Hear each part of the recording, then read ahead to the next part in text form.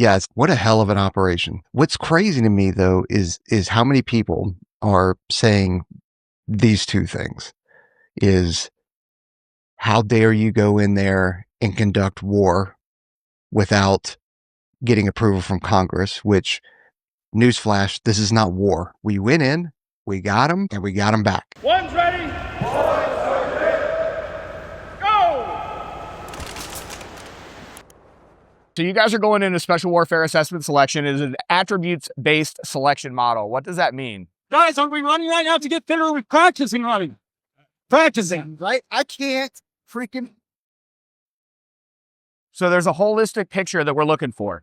The instructors are giving you input, and we're expecting an output. And everything is for a reason. If you guys haven't heard my spiel yet, everything that we do, every single exercise, has a connection to the job that you're trying to do. We don't want people at INDOC, Special Warfare Assessment Selection, whatever they're going to call the new course when it inevitably changes somewhere down the road. I don't care what they call it. What I need is you to show me the raw materials for the things that I want to build you into. Just like everything else, it's a crawl, walk, run. I can run the keys just like this. All the way to ATC and never quit. All the way to ATC and never quit.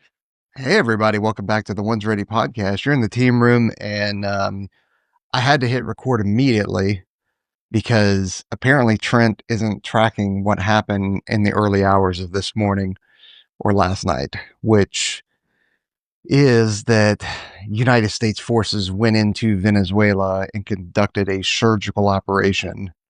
Yeah. Oh, yeah. See, you're looking at it now, aren't you? Jeez, dude. That not only captured the Venezuelan President Maduro, but also his wife, and have brought them back to the United States. Just to chill.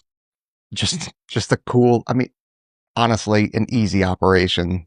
Didn't take much planning, probably written and planned on a bar napkin over some whiskeys, you know. I mean, it's hard to get people alive, you know?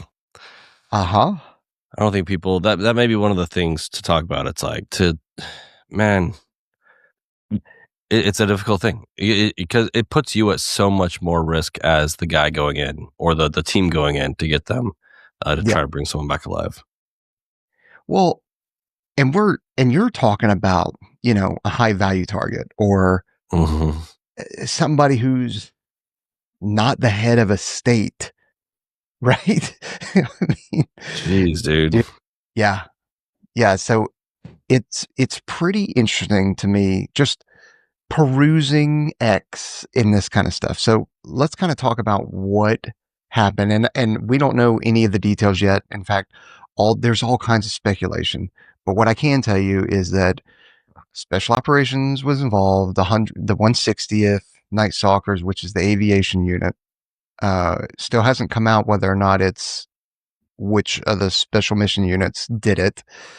One thing's for sure is there was definitely Air Force Special Warfare dudes there, based off of the actions that you can see.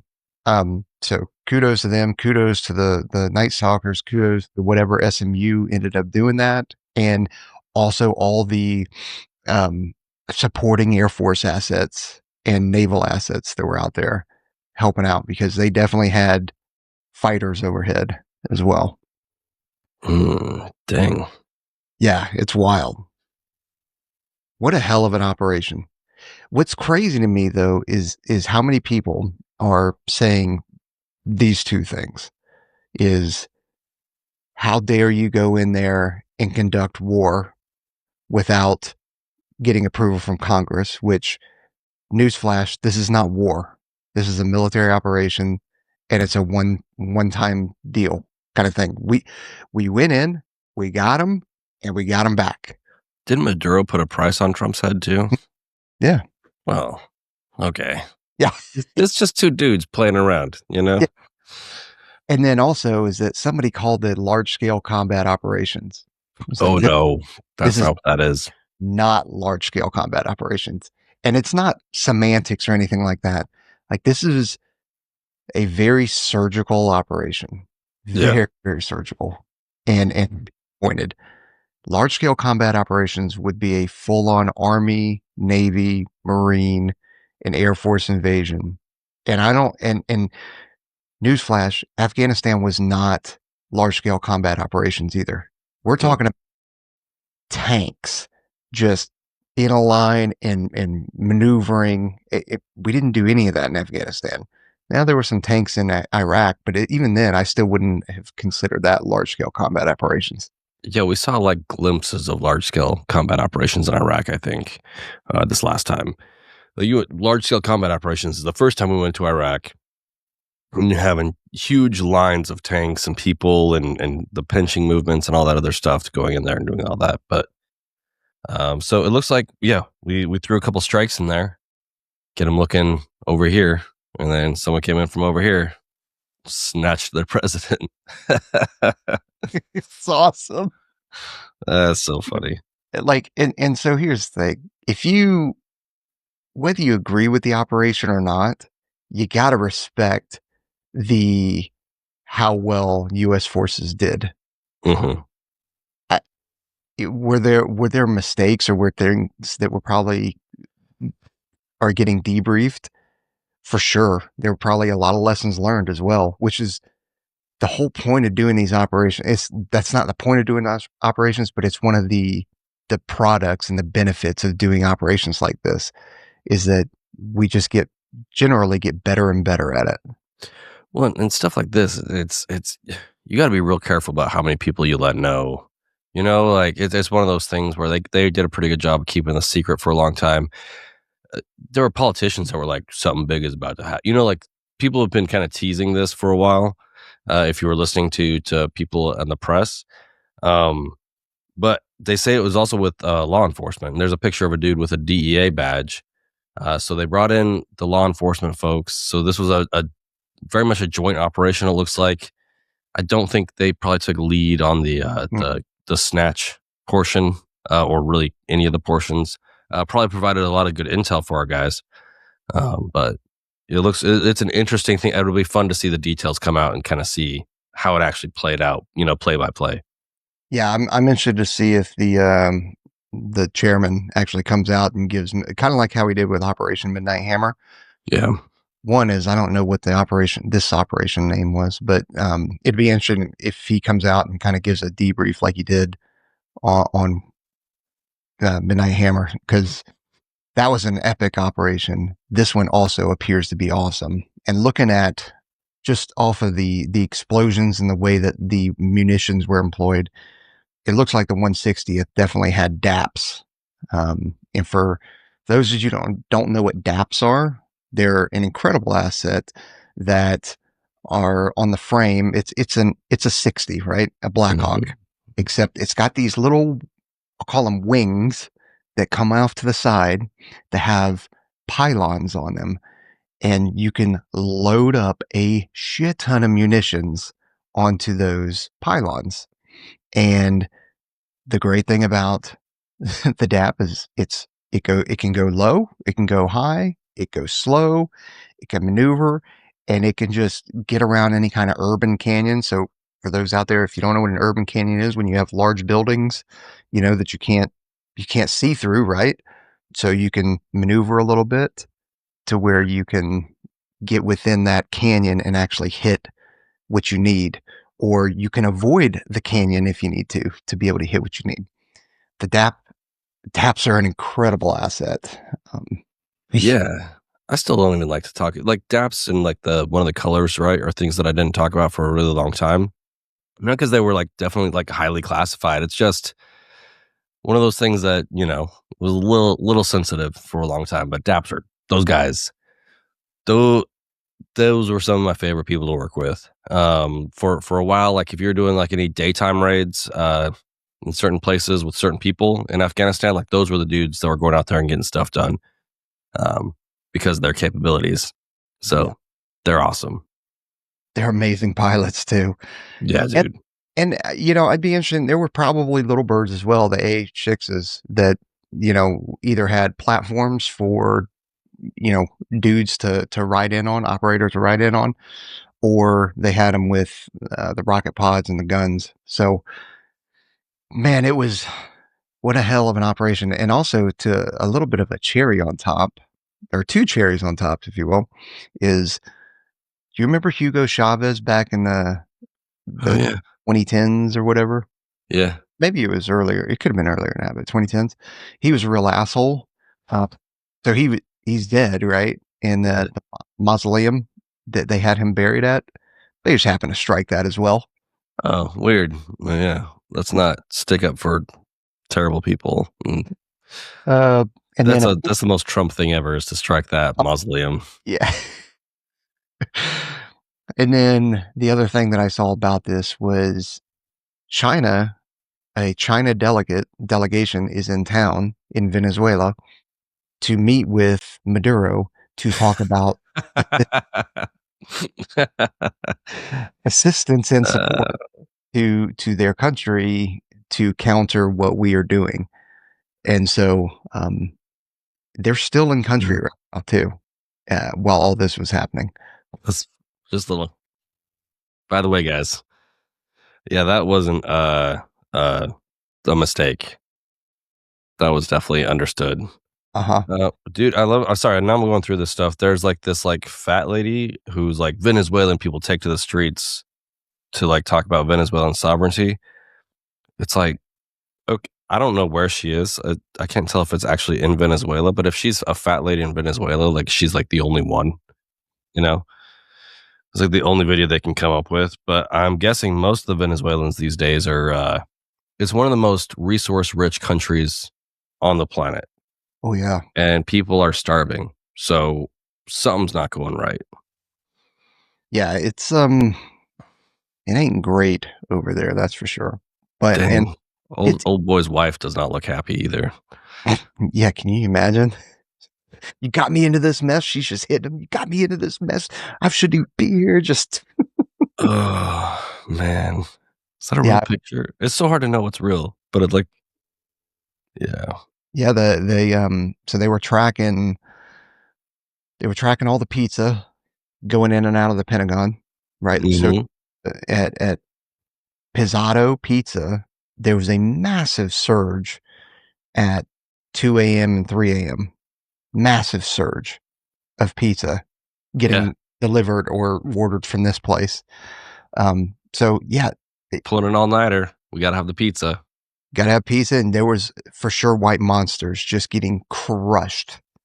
Oh yeah, building pyramids of white monsters in the Pentagon. Yeah. They are monuments to our victory this morning. And Zen. Dude. There was so much Zen taken last night. It just Stacks of pillows in there, just staring at screens, talking to radios. oh man, like it's crazy. Dude, they straight up. Maduro is like, he kind of looks shell shocked too. His wife is crying. He has the look of a guy that was like, "Oh, I didn't think that this was actually.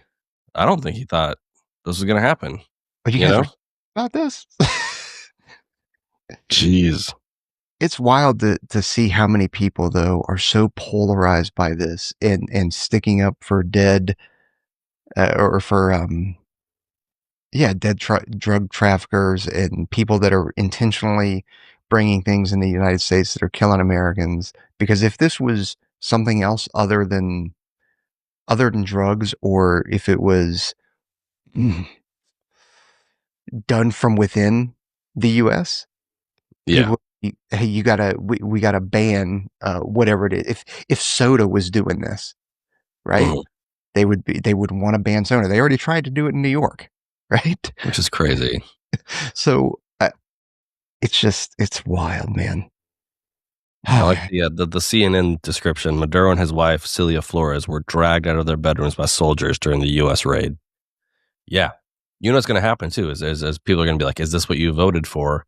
And, like, my political leanings are whatever, right? I am not a huge fan of federal government and power and all this other stuff that resides up there. But this is not an unusual thing for the U.S. president to do, regardless of party. Whether you like it or not, the United States president has the ability to approve military operations, as long as they don't, get to the level of declaring war. This is like, people are going to be like, yeah, this is what I voted for. I think most of the people that voted for Trump, like, they're going to be like, is this what you voted for? Just snatching people out of their beds in the middle of the night, like in Venezuela, from other countries and invading their sovereignty.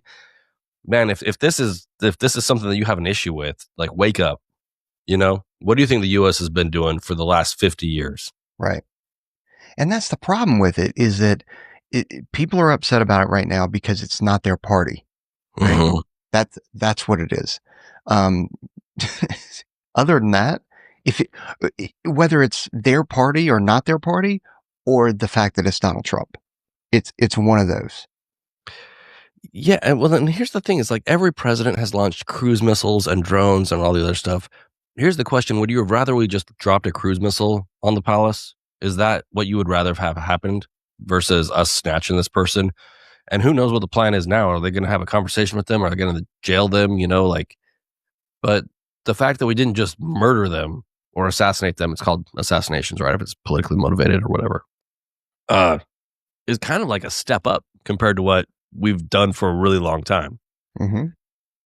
Yeah, either that, we assassinate them, they end up dead, or we end up doing a proxy coup and creating a coup and a revolution to all of a sudden, and you think those leaders flee? No, they end up dead as well. Mhm. It'll be interesting to see. I'm hopeful. Like, honestly, like, obviously, I don't want to see like a loss of life in Venezuela. I want these people to, be able to live however they want to live, and then maybe this could end up being a good thing for them. Hopefully, we'll see. Though it's always hard. You cut off the head of the snake. What's going to happen? Because their vice president is still there, and she's just like, we don't know where they went, which is a hilarious thing to have to go out and to tell your people. President's gone. Don't know where they went. There were a bunch of explosions, and they're gone. What? Boom, boom, boom, boom, boom. Boom, boom, boom, boom, boom. Yeah, that's what it was. So, again, whether you agree with the operation or not, that you got to show some respect for the game that they absolutely crushed it. Yeah. Do you think it was like Air Force One guys under canopy with suppressed weapons taking dudes out on the roof before they landed? That's the only way you're supposed to do it. Like, that's it. Everybody takes shots while they're under canopy. It's normal, guys. Man. And then I do find it funny. I'm on X right now, and Tulsi Gabbard, she on yesterday. No, I guess it wasn't yesterday. It was on the 1st. But they've been planning this operation for a little while now. This doesn't happen just like, hey guys, we should go in there and do this. They've been planning this for a little while. Tulsi Gabbard on the 1st of January sent a tweet and it was, my heart is filled with gratitude, aloha, and peace in 2026. And it's her doing yoga on the beach and that kind of stuff, right? Somebody said she posted this knowing we were about to invade and kidnap Maduro. Absolutely incredible game. Tulsi being Tulsi. So word is we're dragging them into, we're going to prosecute them for narco-terrorism in a southern district of New York, right? Yeah, he's in New York. That's going to be interesting. I do wonder, has this, and I'm kind of rhetorical question, but has this ever been done? Where we have taken the head of a state, captured them, brought them back to the States to then do a trial? I don't think so. I mean, we didn't do it with Saddam. Nope. He held trial in his own country. Yeah. Weird, huh? I'm trying to, yeah, because even, WW2, there were trials, but those obviously weren't here. We've never snatched someone. We went out of our way to not bring the folks from, Afghanistan and Iraq to America for the legal purposes, because we didn't want them to fall into our justice system. We wanted them to stay outside of our justice system. So we sent them out to Guantanamo. So I think this is a first. I'm having Grok do a little bit of research on it, but Dear Grok, I can't think of anything because, even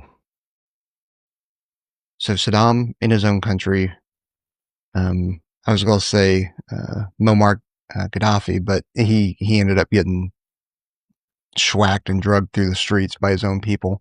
Yeah, schwacked is a nice way to put it. What happened to that dude? Yeah, he got it. Dude, all I can think about with Gaddafi is Hillary cackling about it later. Just how, I don't know. I'm probably more sensitive about human life than most of these politicians. So Man, what does it matter? we came, we went, he died. Yeah. It's like, oh my God. Like that's, ugh. Okay, it's happened. Was Noriega head of state? Yeah, I think so. Did we get him back here? Yeah. Okay, I guess we did do that. We captured him and brought him back here. We flew him into Miami. So we have done it before. Well, one other time. This is showing the only other time that we have done it. And it's for heads of states or de facto leaders. I didn't think Noriega was no kidding the president, but maybe he was. Or maybe that's where they're going, the de facto leader.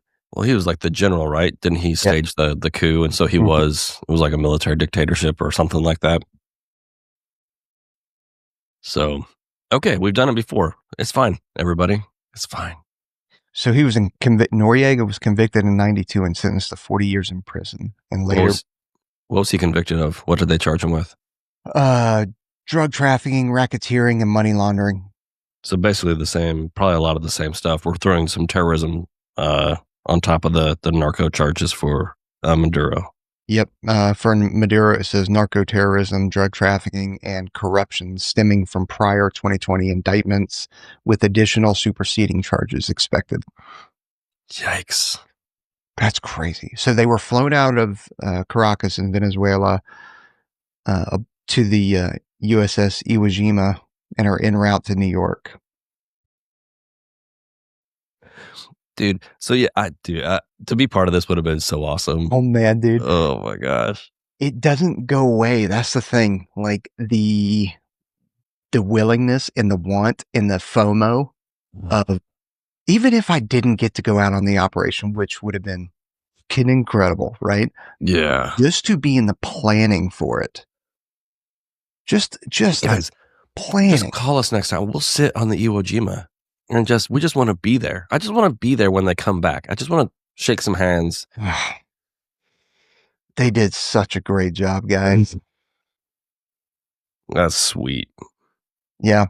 Yeah, from the military standpoint, couldn't be, and it's hard to like talk about it, right? Because it's like all these different things about it, but it's like from a military standpoint, absolutely incredible. Great job, y'all. Yeah. And for people that don't know, this is not some easy thing to do. So the Air Force took off on how they have the flight aware and all the trackers, and you can track Air Force aircraft, Navy aircraft. Mm-hmm. Air Force disabled every single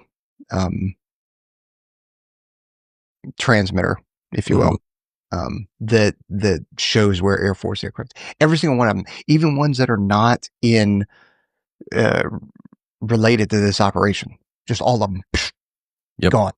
At this time, shut it all down. So like everybody knows something's happening, but it's just like, oh, okay, boop, and it's just to do that. It's not difficult, but it takes a lot of coordination, right? And then because you're talking about Air Force wide, like you don't realize how many. Nellis Air Force Base several times a year has the 4th largest Air Force in the world, just on Nellis Air Force Base. Jeez, depending on what exercise is going around, right? Just on one base. So, and to do coordination on that it's a lot of coordination. So when you talk about the entire Air Force, at least stateside, doing that, that's a big deal. And then you start talking about, okay, now we're bringing SOCOM assets. Now we're bringing Army assets. Now we've got obviously naval assets. We've got Air Force providing air coverage. It's just, I mean, and then the other departments, right? The DEA, whoever else was involved, like they brought in, looks like everybody. And it's we talk about it all the time or whatever. My mantra with my current job is simple, not easy. And that's what a lot of this stuff is. You want to keep things as simple as possible, but it doesn't make it easy. You know, like on the headlines, it's like, yeah, we turned off all of our beacons and our trackers and all that stuff. Man, the amount of text messages it takes us to figure out which time zone we're recording in, you know, just on the One's Ready podcast. You know what I mean? Like, Yeah. no, yeah, multiply that by like 3 billion. That's the level of coordination required to pull something like this off. It doesn't sound like we lost anybody. There was nothing said about anything like that. I don't think anybody even got injured, which for something like this is a difficult thing to do, y'all. Yeah. And we're talking what it's been 5 hours, I think is how long it's been, maybe 6 hours since the president tweeted that. Mm-hmm. There's a lot that's still going to come out of this, but it's kind of like with extremely successful operations like this, usually there's kind of there's a tour, a debrief tour, if you will, that happens afterwards, whereas there's key planners as part of it, and they mission planning cell chiefs or whatever you want to call it, that had significant roles in making sure that this thing went out without a hitch. They will travel around and brief and answer questions at organizations, and those things are and they're at a classified level, usually a top secret level, so it's a smaller crowd, but then you can talk about more things and more of the details of, hey, I'm tracking this thing, but how did you guys actually employ it, because we've never actually seen it employed. And so you get to teach, and it's so awesome to be in the back of those rooms and just listening to how freaking red-blooded warfighters went out there and crushed shit. Just got it done. Yeah, I remember even in my first instructor tour, I remember somebody came by, I think one of the CFMs or somebody was like, dude, we got the classified debriefing from like I think it was the when we rescued that dude from the Somali pirates. Oh yeah.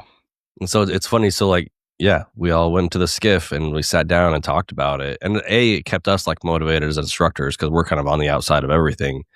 But man, like, yeah, the lessons learned, all the different things that they did, it kind of keeps the community abreast of the situation, right? And then you learn so much from just hearing about it, and it's nice to know things, and it's nice to know what your bros are doing out there, and lessons learned and all that other stuff. That's what we're supposed to be doing. So that's one of the really good things that happens from stuff like this. Yeah, it's and the advancements in technology.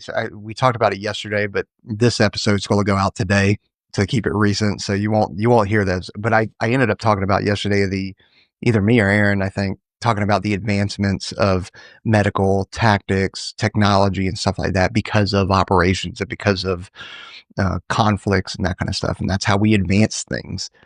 And it makes, like, if you go from the beginning of Afghanistan and Iraq, the munitions that we were using, yeah, we had GPS guided bombs and JDAMs and stuff like that, but we were still using a lot of dumb bombs, Mark 82s, Mark 84s kind of thing. And we were also using... They're in the inventory, you got to get rid of them. Tons of them. And then we had GBU-12s, which is laser guided, right? So better than dumb bombs, but still not JDAM-esque. And then, Hellfires were starting to really become prominent. And then we got all these different things. And then we get the R9X, which is the Ninja Sword Hellfire. And yeah, and then we got 250-pound bombs, small diameter bombs that are able to glide and hang out and loiter for a little while. And like all of that is because military operations, and we needed to become, instead of just like, look what we did in World War II, carpet bombing stuff, right? And how many people in infrastructure was destroyed and were killed because we were just carpet bombing. We were trying to be as accurate as possible, looking through sometimes. Yeah. Not really. When we talk about Dresden and I think Tokyo, we were just dropping. Well, Hiroshima and Nagasaki were relatively, they were single bombs. Yeah, they hit kind of where they were supposed to. They were an area weapon. Yeah, we killed people more with the firebombing in Tokyo, I think, than we did with either single nuclear explosion. That thing had its own weather patterns. It was crazy. That's how much fire was going on. Do you know what I'm interested to hear about when this all comes down? Because so as you look into stuff like this from the military's perspective, so Venezuela is backed by the Chinese directly or indirectly, right? That they are tied. Like the Chinese are they dig in like ticks in all over South America and Central America. They want people to use their technology and they want all this other stuff, just like the Russians did forever and ever and ever, like standing up, supporting Cuba and anybody else that they could, support monetarily and with equipment and all that other stuff. So with Venezuela, it'll be interesting to see what kind of cyber and electronic warfare things are going to come out of this. Like, what did we have to do to get in there? Because this looks like a very simple thing, right? It looks like we launched a couple attacks. Our guys went in there. It was very clean as far as we can tell. They got the president and his wife and they got out. All the backside stuff that had to happen to the anti-aircraft systems that Venezuela has, any of the other warning systems that they have, how do we break down their communications or stop them from communicating what they're seeing? Were there any like psyop type events to like confuse them? All that other stuff on the back end, because I know we probably had to go up against a whole bunch of Chinese hardware as well as we did this. And so that's kind of where my brain goes is who were the folks doing all that stuff on the backside? Because you're going to see the guys that run in there, grab the president. They're going to get all the credit for everything. But there's a lot of other stuff that happened to enable us to fly an MH-47 into their capital city, drop dudes off, grab somebody, and then get them out without being shot down. Yeah, it's massive. I'm sorry, I'm just doing all kinds of research because what I don't know is what is the IADS integrated air defense system in Venezuela look like? It's not nothing. No, it's That's not for sure. So I'm wondering if to your point, I don't think we did any seed suppression of enemy air defense or destruction of enemy air defense. It's possible we did, and if we did, like right on, I support it. I'd rather those systems be destroyed than an American life lost because they got shot down. Now, are there other methods and ways of suppressing the enemy air defense without using aircraft? Yes, there is. Okay, so I'll just read what Venezuela's integrated air defense system is a layered network designed to protect the country's airspace. Yeah, okay, of course. Yeah, of course. It's got man pads. They do have SAM, surface-to-air missiles. They have integrated radars, anti-aircraft artillery, man-portable air defense systems. But it is described as a hodgepodge of modern and upgraded older assets with mobility as a key strength. But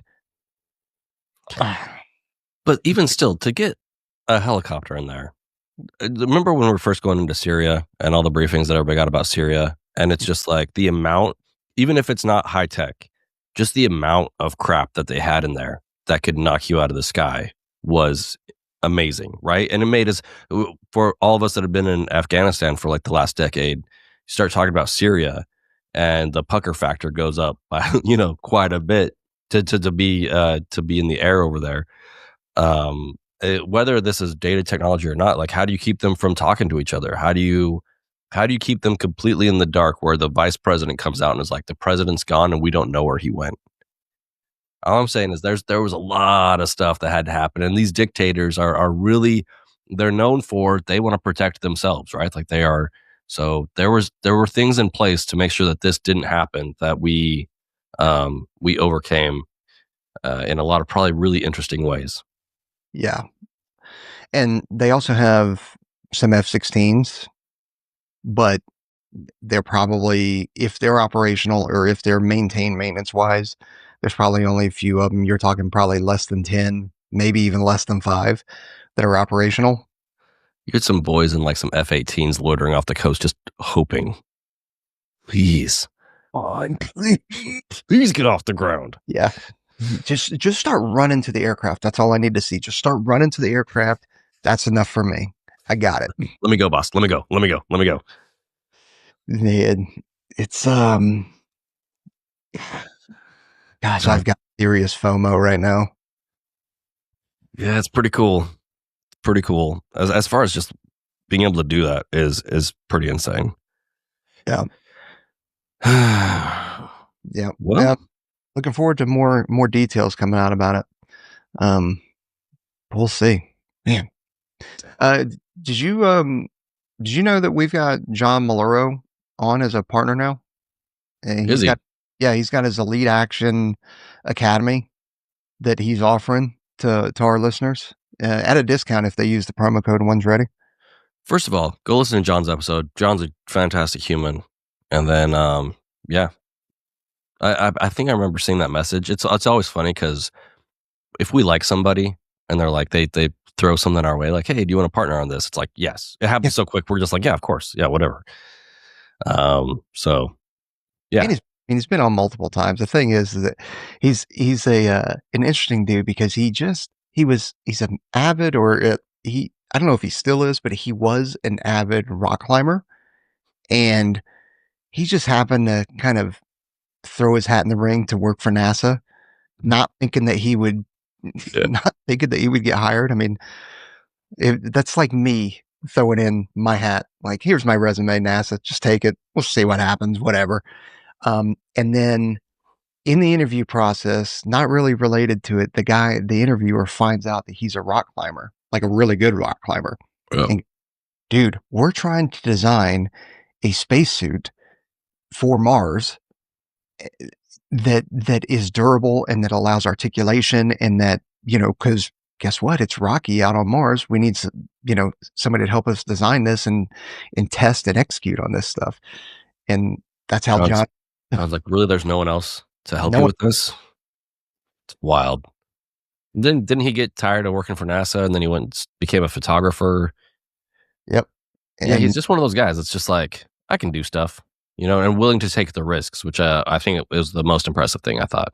Yeah. So he's a coach now. He goes around, he's a speaker. So all around great dude. And if you're interested in one of his classes, you can get a 10% discount by using the code One's Ready. And yeah, he'll talk about hesitation, perfectionism, procrastination, and get you to stop overthinking and stalling out. Yeah. All right. What else is happening in the world? What else is happening? I do want to give a shout out, right? Because you guys, on yesterday's episode, you guys shouted out one airman that rescued a lady that had a broken leg. If I remember right, 73-year-old broken leg on top of a mountain. He carried her down. Yeah, there were two of them that we did. It was the flipped Range Rover. We started with that one, and then we also got Troy over there carrying the old lady. Okay. Older lady. I'm sure she's in great shape. Down off I think she was like 81 or something. Jeez. Good on her for being up there doing that. It was like him and his buddy, and she like broke her ankle, and he's like, well, someone's going to have to carry her down. Hop on. Yep. Let's go. Saddle up, partner. Yeah, so you guys already covered certain Tala from the snow, the flip everything. Okay, cool. Mostly we talked smack about Range Rovers. That's not being able to handle that. Yeah. Dude, come on, Range Rover. What's up with that? Well, it's operator error, maybe, but there's also these electronic systems and traction control and stuff like that that are supposed to be incredible. Yeah, whatever. Anyway, we shot him a shirt yesterday. So. Oh, nice. Yeah. We weren't able to reach out to Troy. So I didn't know that you guys were talking about him yesterday. So I will ping him on the global and see if I can get him something out there. Yo, dog. He's like such a great example to me because I'm like, I guarantee that this is the guy that when people talk about a 2-mile run, he's like, what's the big deal? Yeah. Because you look at his picture and you're like, okay, well, he's obviously in shape. I wonder if he's a prior like aspect war pipeline dude, because he looks like he's in shape. He looks like the type of dude that we have had, whether or not they graduate or not, but he looks like the type of dude that we've had. I don't think people understand. Like, we take for granted a lot how hard it is just to get into the pipeline for like a normal American these days. You know what I mean? Like, just because you got to pass the test, you got to be there at development, you got to put all the time in, and it's these people put years of work in just to get into the pipeline. So it's at least the One's Ready podcast is not talking smack about those guys that don't make it. No, no, no, no, not at all. I mean, Throwing it out there. Yeah. It was always frustrating when we would send our guys somewhere else that didn't make it, and the Air Force would be like, "Oh, like so like they're good over here." It's like this is going to be the best airman you've ever had. Like I Mhm. really like this person. It's not for this. Like, and that's not a bad thing. Like, I don't know how to explain it. No, it's weird. There's levels to this, to these folks, and generally speaking, yes, you're correct. They do end up being um, more. They end up being good airmen, good Well, NC. because they didn't have the right kind of tism. You know, they're probably just normal people, which is a good thing. Yeah, it's not a bad thing. Yeah, it's just these are stupid jobs, guys. Like normal people don't want to do this. No, um, I did so hazing. Right, switching gears a little You bit. mean traditions? Is No, that what you no, mean? Air Force says it's hazing. Air We Force call is wrong. the Air Force is wrong. So I'm gonna bring this up here because I want so folks that are listening or I'm curious. Does Chief Wolf think that this is hazing? Because my guess is with the where we stand right now, and with Wilsey being in there, when we say the Air Force calls this hazing, I think there's a certain section of the Air Force that is soft and pudgy that would use the H word. Most of the Air Force would say this is awesome. yeah, I would agree with that. So congrats and that for folks that are listening, I'm up on the 150th Special Operations Wings Facebook page, and I can't see it. oh, you can't see it? I don't see it. Oh shoot. Uh, I apologize if everybody else, when the recording comes out, could see it. Oh, there it is. there it is. There's a Okay, cool. little picture. There it is. Got it. So so if you're listening, I'm sorry, I'll try and describe the pictures once I get through reading the narrative. But it says, "Congratulations on your Finney flight and happy retirement to Lieutenant Colonel Colin DeGroot. After over 2 decades of serving his country, 3,375 flight hours, 471 combat sorties, 445.6 combat hours, and countless airmen led and mentored, our 150th Operations Group Commander had his final send-off on December 19th, 2025. From the active duty Air Force to the New Mexico Air National Guard, DeGroot helped shape rescue community and inspire airmen across the total force that others may live." All right. So here's a picture of 60 and all that kind of stuff. Him coming in on his Finney flight. Right there's family. I'll take that off. And this right here. So what they did, is you can see that they taped him up. They brought his children into this. I This know, horrible thing that they're doing to their father. disgusting. They taped him up, bound his legs and arms, put him in a litter that gets hoisted up. Now they didn't hoist him, but they put him in a litter. They obviously have like Prosecco or champagne or something like that. They're pouring all over him. They probably use fire extinguishers too to drench him. No, And that's the hazing part. If they're pouring champagne on him instead of something a real man's drink, you know what I mean? So that's the worst part. yeah, and then what they did was they took his shoes off and they spray painted his feet green. And they took a ceiling tire and a drop ceiling, the white tiles, and they spray painted his feet green, covered it, and placed his feet on the ceiling tile. And then what they'll end up doing is signing it, hey, Colonel DeGroot, whatever year to whatever year, and maybe a little message or something like that. The wild part to me, this happened to me when I left the 22nd Special Tactics Unit or Squadron. That happened to me as well. It's dangerous to leave units. It is dangerous. It's dangerous to have your birthday too. Don't ever tell people ever. Yeah. See, there you go. There's fire extinguisher, and then there's all kinds of stuff. So he's getting blasted in the face. Hilarious.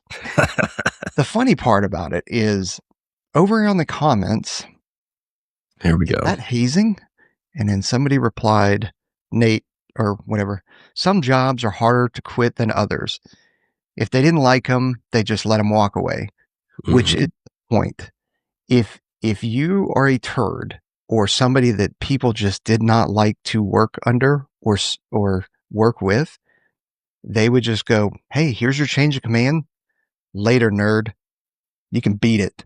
Yeah. But instead, they freaking crushed him, tackled him, pinned him down, bound his feet and legs with a shit ton of masking tape or duct tape, doused him in fire extinguisher stuff, champagne, Prosecco, then took his boots off, doused his feet in green paint, spray paint, and then pressed it up against a white ceiling tile as a way to say thank you and goodbye.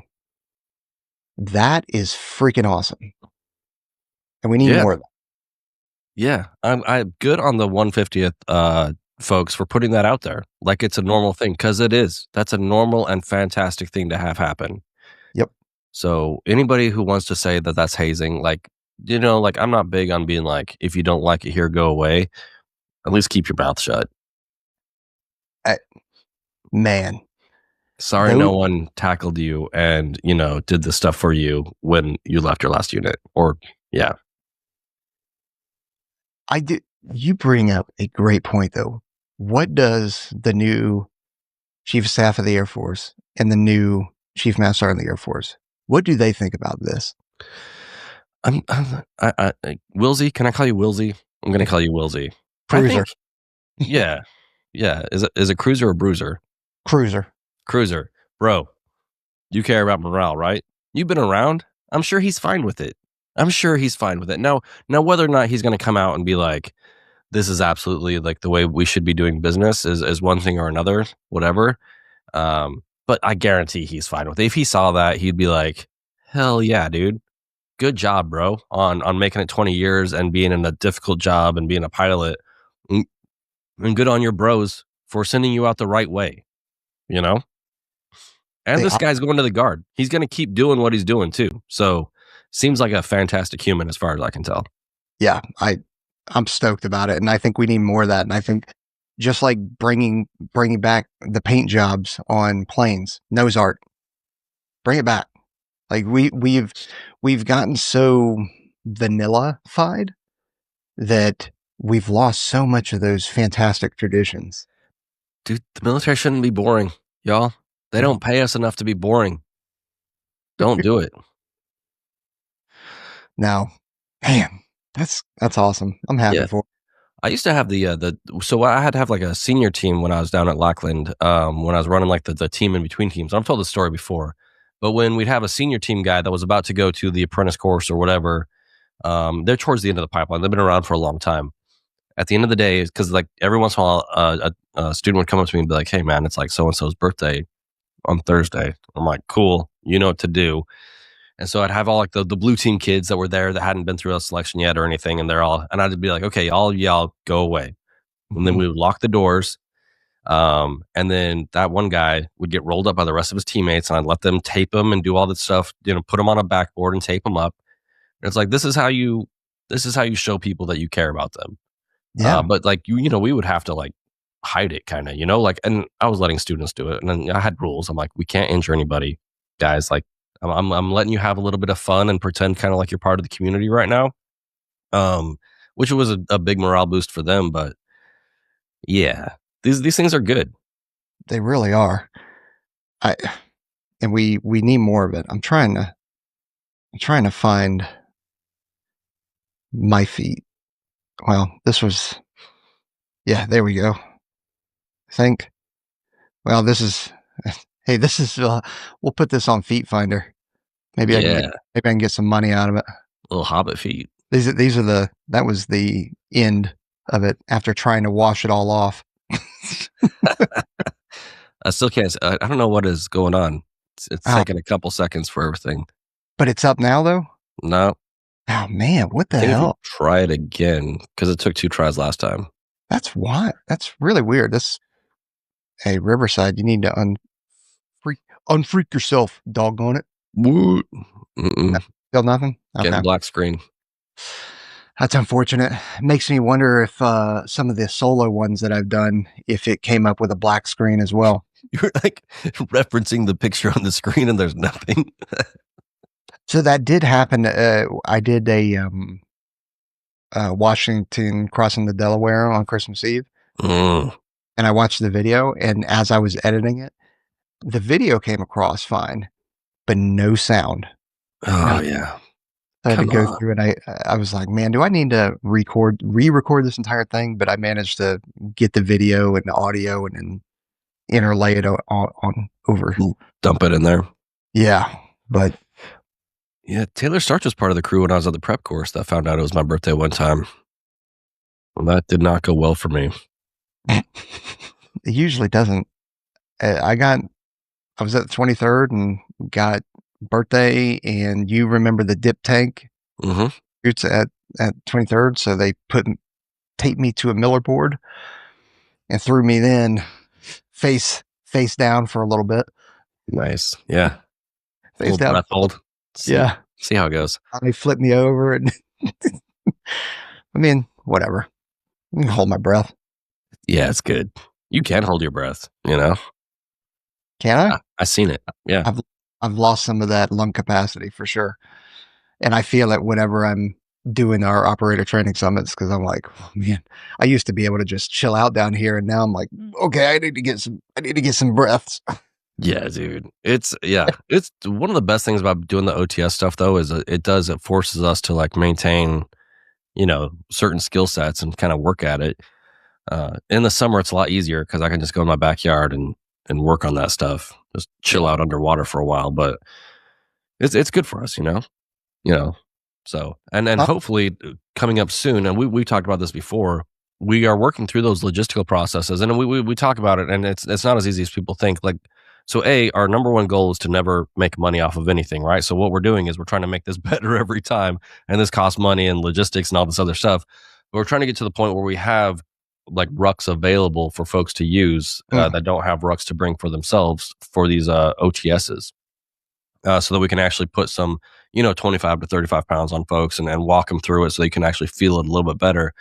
That is our next big hurdle, I think, at the OTSs is getting some of that ruck stuff in there and being able to not only show you the ruck and walk through the process, but actually walk through the process. Yeah. And we'll have rucking rather, be clear. We will have rucking in the next one. We've had rucking academics and stuff like that, but we will, thanks to feedback, we will put in rucking into the next one.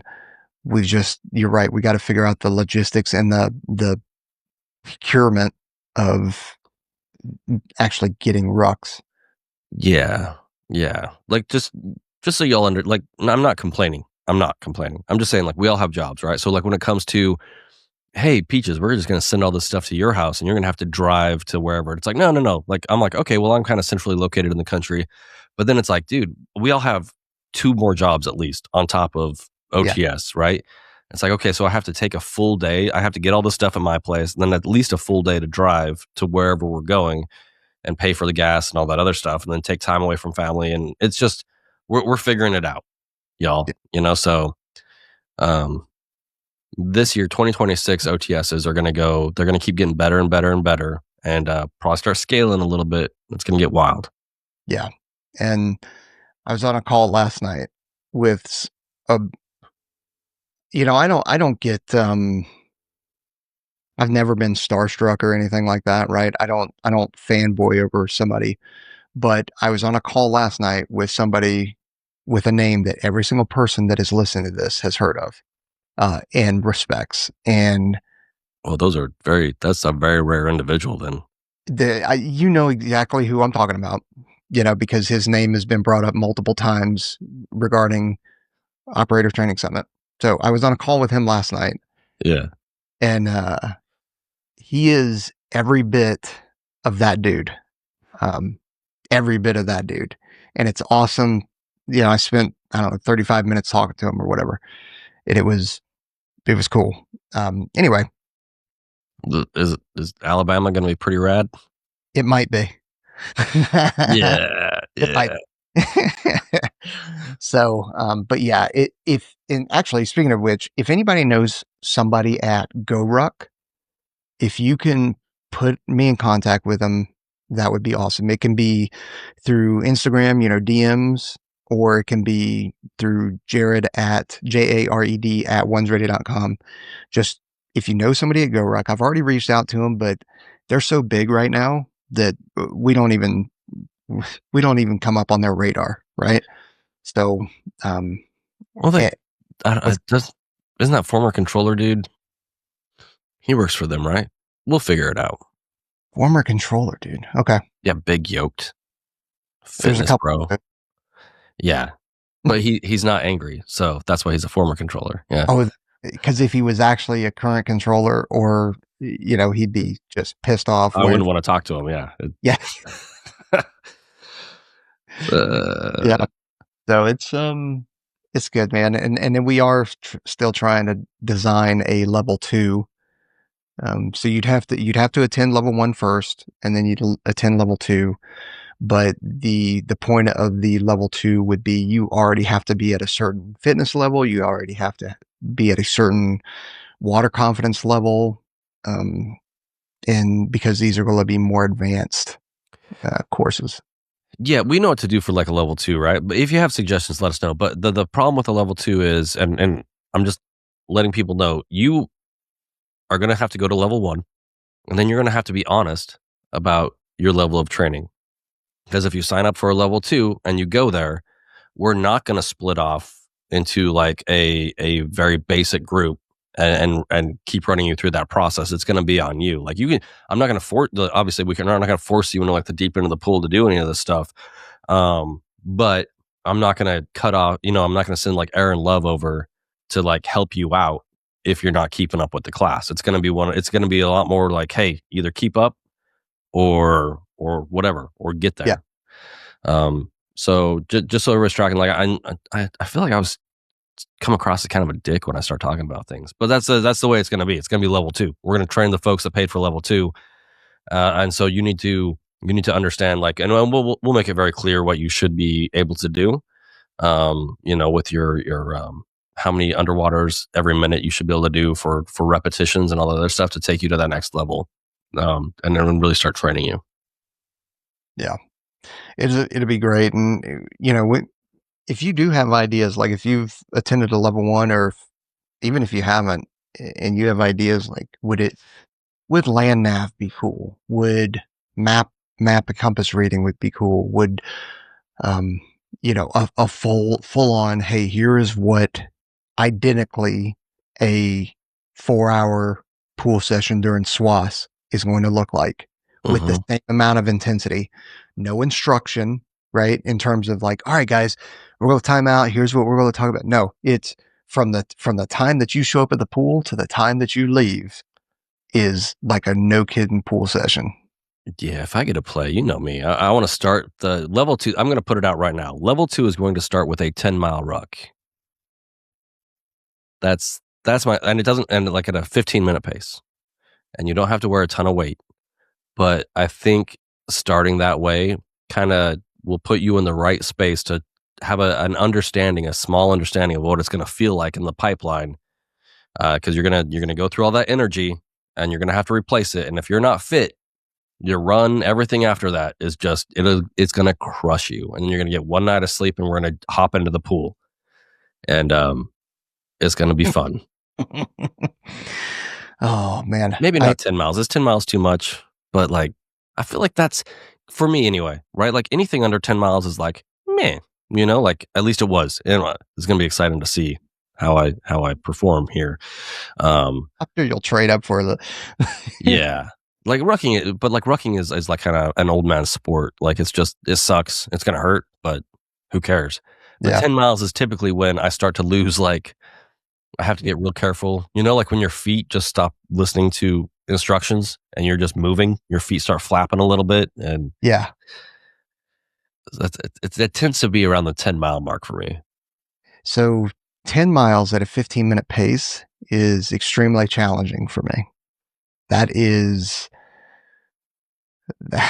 That's like me going out and trying to run 6-minute miles for 6 miles. That's like, I've got to train up for that, and I've got to be in a mindset and going like, okay, I'm doing this. And it's not because I can't handle the weight or something like that. It's just literally my small gait Well, and yeah. But there's a certain amount of like hip mobility. It's funny how all this stuff kind of comes together, because like when I talk about rucking, it's like when I am like sport rucking, which is kind of what we do in the pipeline when you're just moving out. You swing your hips, you look kind of goofy doing it, and you're taking as big as steps as you can, and you're moving through it, and it's a different kind of thing. And so maybe it's not like a 15-minute pace. Maybe we just do like it for 2 hours. We're gonna ruck, at least get that time under load, because we should be able to cover anywhere from 6 to 8 miles in 2 hours. Yeah. And that'd probably be enough for the folks coming out of level 1 into level 2. Yeah. And there'll probably be, Taylor Starks will be there too. So that, there's going to be running or some kind of fitness event, and the 2 days or whatever level 2 ends up being is going to be fun, and you're going to be tired and sore afterwards. It'll be good. I'm excited about it. Yeah. So, well, as a parting shot, congrats again on a successful operation to everybody that was involved in operation, whatever it was. I still don't see a name of it, and I've been looking. I'm pretty sure Soft Sear, they were the ones that really made it happen. That's for Aaron. I'm sure Sear tried to weasel their way into it somehow. Love you, Sear guys, but there's you guys know there's some mission creep for sure that goes on. I love the Sear folks that love being Sear folks. That's for sure. Yeah. Love that. Yeah. Listen, I don't try when I was a controller, I didn't try to be anything that I wasn't. Okay. I knew my left and right limits, for me personally, but also in terms of mission capability and what was asked of me from SOCOM, from the Air Force, and from the ground commander. I didn't try and be anything that I wasn't. Yeah. It's a weird thing. I wasn't trying to be somebody tall. I was always confused by weather guys that didn't want to be weather guys. You know what I mean? Yeah. It's like, bro, well then just go be a controller or a ranger or whatever it is that you think that you want to do. Right. It's out there. Yeah. And people are more than happy to have you cross train over. More than happy. Yeah. All right. Dude. All right. But great job.